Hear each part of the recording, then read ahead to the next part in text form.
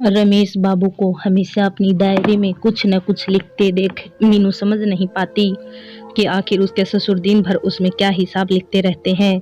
बहू को आते देख जब वे डायरी को तकिए के नीचे छुपा लेते तब मीनू की जिज्ञासा और बढ़ जाती। उसे यकीन हो जाता कि जरूर उसके ससुर डायरी में अपनी बहू की शिकायत लिखते हैं। शायद कुछ पैसे भी डायरी में रखते हों, इसलिए तो उससे छिपाते हैं। रमेश बाबू का एक ही बेटा था, रवि। अपने बेटे की परवरिश उन्होंने अकेले ही की थी, क्योंकि पत्नी बहुत पहले उनको छोड़कर इस दुनिया से चल बसी थी। रवि को अपने पापा का हर दुख का अंदाजा था, कैसे उन्होंने उसको अकेले पाला है। रवि भी जब अपने पैरों पर खड़ा हो गया तो अपने पिता को अकेले नहीं छोड़ा, अपने साथ ले गया। अपनी सेहत के प्रति जागरूक रहने वाले रमेश बाबू खान पान के साथ साथ दोनों वक्त की सैर करना भी कभी नहीं भूलते थे।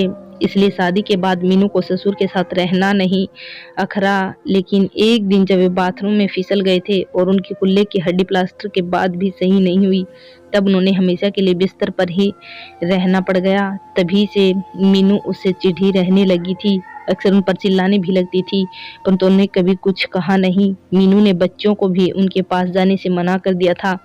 पत्नी के बदलते व्यवहार से रवि बहुत परेशान थे, लेकिन घर की शांति के लिए उन्होंने भी चुप्पी साध ली थी। रमेश बाबू को पढ़ने लिखने का बहुत शौक था। आंखों की रोशनी कम हो जाने के कारण उन्होंने किताबें पढ़ना छोड़ दिया था।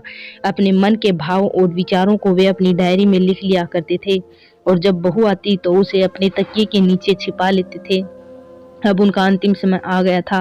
तकिए के नीचे से अपनी डायरी निकालकर उन्होंने बहू मीनू को दी और चिर निद्रा में लीन हो गए। डायरी देखने की मीनू की जिज्ञासा अब शांत हो गई। वह डायरी पढ़ने लगी, लेकिन यह क्या, डायरी में न तो रुपये थे, ना ही कोई हिसाब लिखा था और न ही किसी की शिकायत लिखी हुई थी। उसके ससुर ने तो एक पन्ने में अपने अकेलेपन के पल पल की पीड़ा को व्यक्त किया था। अपने बेटे बहू को संबोधित करते हुए लिखा था, बुजुर्ग को मात्र 2 वक्त के भोजन की भूख नहीं होती, उन्हें प्यार, सम्मान और साथ बैठने वालों की भी जरूरत होती है। बेटे से 2 बातें कहने और पोते पोतियों को गोद में उठाने, उनके साथ खेलने की भी ललक हम बुजुर्गों की होती है। कहीं कहीं पर तो शब्द उनके आंसुओं से धुंधला भी गए थे। डायरी के अंतिम पन्ने में उन्होंने अपने पोते से प्रार्थना करते हुए लिखा था, मेरे सोनू, बड़े होने पर अपने मम्मी डैडी का ख्याल बैंक में रखे अपने पैसों से भी अधिक करना, क्योंकि वे ही तुम्हारी असल पूंजी हैं। ऐसा कुछ भी नहीं करना जिससे कि उन्हें भी मेरी तरह डायरी से बातें करनी पड़े। अंतिम वाक्य पढ़ते ही मीनू के आंसुओं का बांध टूट गया। वह फक कर रो पड़ी। डायरी में रुपए पैसों का हिसाब ही नहीं, रिश्तों का हिसाब भी लिखा जाता है, ये उसे आज पता चला।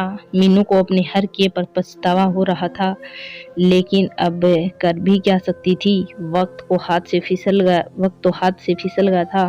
वक्त रहते हमें अपने बड़ों का एहसास करना चाहिए, ताकि उनके जाने के बाद हमें पछतावा ना हो।